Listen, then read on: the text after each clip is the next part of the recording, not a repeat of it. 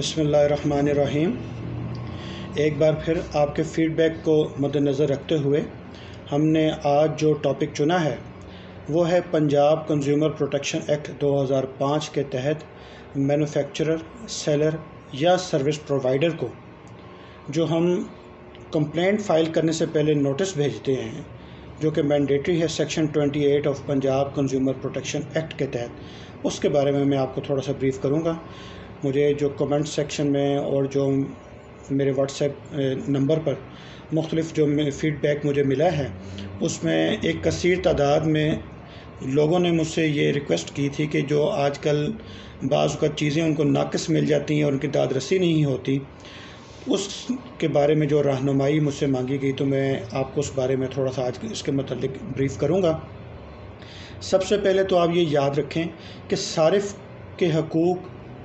उतने ही हैं जितने आप समझते हैं, बल्कि उससे ज़्यादा हैं। आप किसी भी चीज़, किसी भी कंपनी से, किसी भी शॉप से या किसी भी सर्विस प्रोवाइडर से जब भी कोई चीज़ ख़रीदते हैं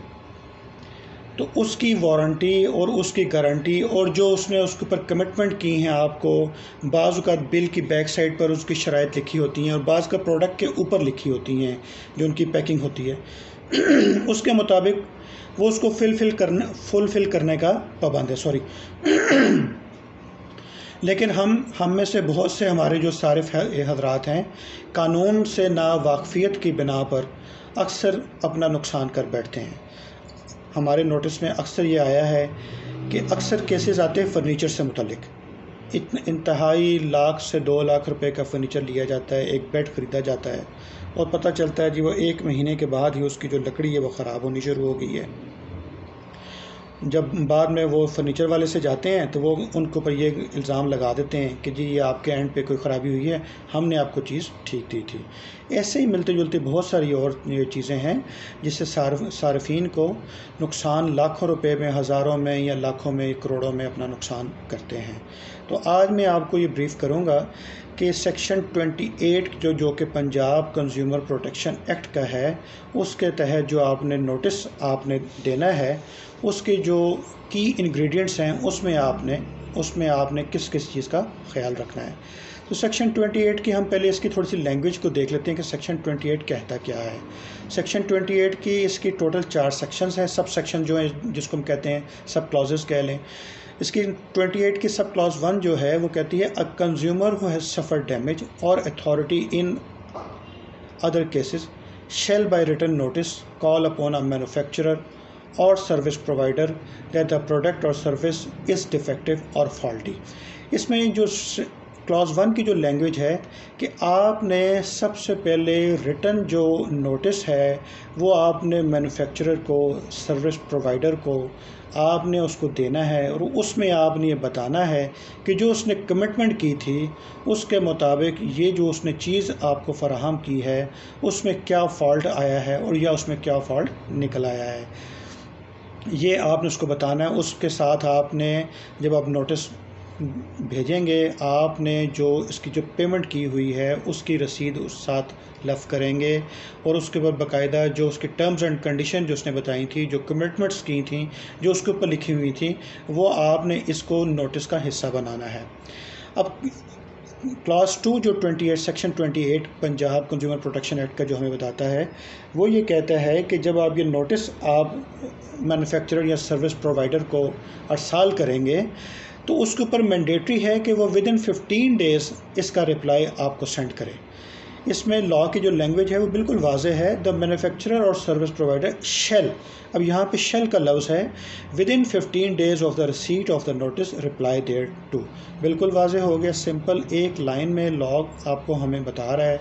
कि उसके ऊपर ये मैंडेटरी है, डायरेक्टरी इन नेचर है कि उसने विदिन 15 डेज़ आपको इसका रिप्लाई देना है। अब नेक्स्ट जो सब सेक्शन 3 जो है सेक्शन 28 का सॉरी, वो हमें ये बता रहा है कि कंज्यूमर कोर्ट जो है आपकी कोई भी कंप्लेंट जो कि हम सेक्शन 25 के तहत हम फाइल करते हैं, वो तब तक उसको एंटरटेन नहीं करेगी जब तक आपने सब सेक्शन 1 के तहत सर्विस प्रोवाइडर या मैन्युफैक्चरर को ریٹن نوٹس آپ نے نہ دیا ہو. اور وہ ریٹن نوٹس یہ نہیں ہے کہ آپ نے زبانی بتا دیا یا ساتھ لگا دیا کہ جی میں نے بھیجا ہے. آپ نے اس کا ثبوت کورٹ کے سامنے رکھنا ہے کہ کس کوریئر سروس کے ذریعے آپ نے بھیجا یا کس پوسٹ آفس کے ذریعے آپ نے بھیجا. اس کی ڈیلیوری رپورٹ آپ نے ساتھ لگانی ہے تاکہ کورٹ کو آپ مطمئن کر سکیں کہ جو لاء کا جو منشا تھا، لاء کی جو ڈیزائر تھی، لاء کی جو ریکوائرمنٹ تھی سیکشن 28 کے سب سیکشن 1 کی، وہ آپ پوری کر چکے ہیں. تو اگر آپ پوری کر چکے ہیں تو کورٹ آپ کی اس کمپلینٹ کو ایڈمٹ کرے گی. اگر آپ نے اس کی مینڈیٹری جو ریکوائرمنٹ ہے وہ اگر آپ نے فلفل نہیں کی تو کورٹ آپ کی کمپلینٹ کو انٹرٹین نہیں کرے گی، آبجیکشن لگ کے آپ کو یہ واپس کر دیا جائے گا. اب یہ جو نیکسٹ سب سیکشن 4 ہے سیکشن 28 کا، وہ ہمیں یہ بتاتا ہے کہ جب آپ نوٹس آپ جو مینوفیکچرر یا سروس پرووائڈر کو آپ بھیج دیں گے، اس کو ارسال کر دیں گے، تو اس کے ودن 30 days آف دی اکنالجمنٹ سے یہاں مراد میری یہ ہے کہ جو نوٹس آپ نے اس کو بھیجا ہے اس کے ڈیلیوری رپورٹ اس کو ہونے سے اس کو ڈیلیور ہونے کے بعد ودن 30 days آپ نے سیکشن 25 کے تحت پنجاب کنزیومر کورٹ میں آپ نے اپنی کمپلینٹ فائل کرنی ہے. یا ودن 30 days آپ کریں گے یا ودن جب آپ کا کاز آف ایکشن اس میں آپ کا کریٹ ہوتا ہے. دیکھیں دو چیزیں یہاں بتائی گئی ہیں، یا within 30 days from the date of acknowledgement of the notice, from the delivery date of the notice, یا آپ کا جس دن سے آپ کا بنائے دعویٰ آپ کا پیدا ہوتا ہے.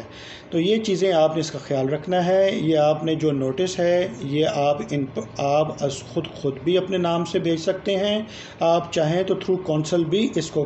سینڈ کر سکتے ہیں. بہتر اس میں یہی ہے کہ نوٹس آپ کو تھرو کونسل سینڈ کرنے چاہیے تاکہ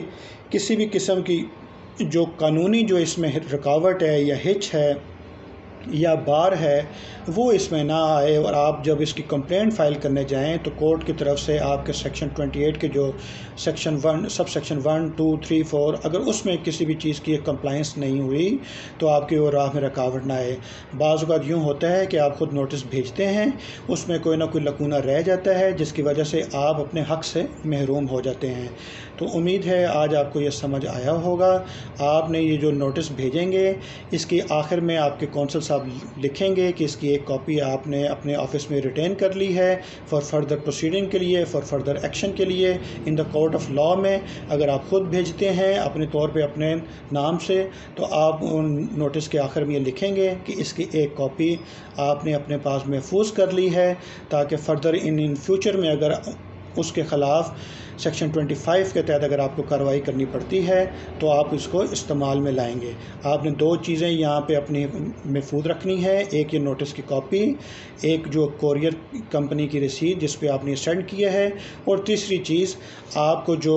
کوریئر کمپنی کی طرف سے ڈیلیوری کا میسج آتا ہے کہ یہ لیٹر ڈیلیور ہو گیا ہے، کس کو ڈیلیور ہوا ہے، اس کی آپ ایک پرنٹ نکال کے رکھیں گے کورٹ کے ریکارڈ کے لیے. اور نمبر 4 پر آپ یہ بھی کر سکتے ہیں کہ جس کوریئر کمپنی کے تھرو آپ نے بھیجا ہے ان کی ویب سائٹ پر جا کے وہاں سے ڈیلیوری رپورٹ کو آپ اس کا پرنٹ نکال کر اپنے پاس سیو کر سکتے ہیں. تو یہ اگر آپ نے 4 چیزیں جو کورٹ کی ریکوائرمنٹ ہے سیکشن 28 کی، آپ اس کو آپ کے پاس اگر بک ہے آپ اس کو اسٹڈی کر سکتے ہیں. اگر آپ کے پاس بک نہیں ہے تو آپ گوگل پر جا کے پنجاب کنزیومر پروٹیکشن ایکٹ 2005 لکھیں گے تو آپ کے سامنے آپ کو وہ ایکٹ مل جائے گا جس کے سیکشن 28 کو آپ خود ریڈ کر کے اس کے مطابق آپ اس میں اس کو ایک دفعہ پڑھ کے جب آپ نوٹس بھیجیں گے تو یقیناً جو کوئی اگر اس میں مزید کوئی غلطی آپ کی ہوگی وہ آپ سے نہیں ہوگی. تو امید ہے آپ کو یہ جو نوٹس کا جو یہاں تک کارروائی ہے وہ آپ کو سمجھ آئی ہوگی. یہ اس حصے کی میں آج آپ کے سامنے پہلی ویڈیو کر رہا ہوں. انشاءاللہ نیکسٹ جو ویڈیو ہے اس میں آپ کو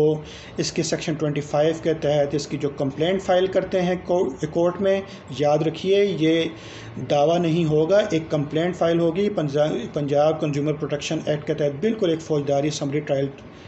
فوجداری نوعیت کی کارروائی ہوتی ہے. اس لیے جب بھی آپ اس میں جو اپلیکنٹ ہوگا اس کا نام بطور کمپلیننٹ کے طور پر آئے گا. تو امید ہے آپ کو ہماری آج کی یہ ویڈیو، ہماری یہ کاوش، ہمارا یہ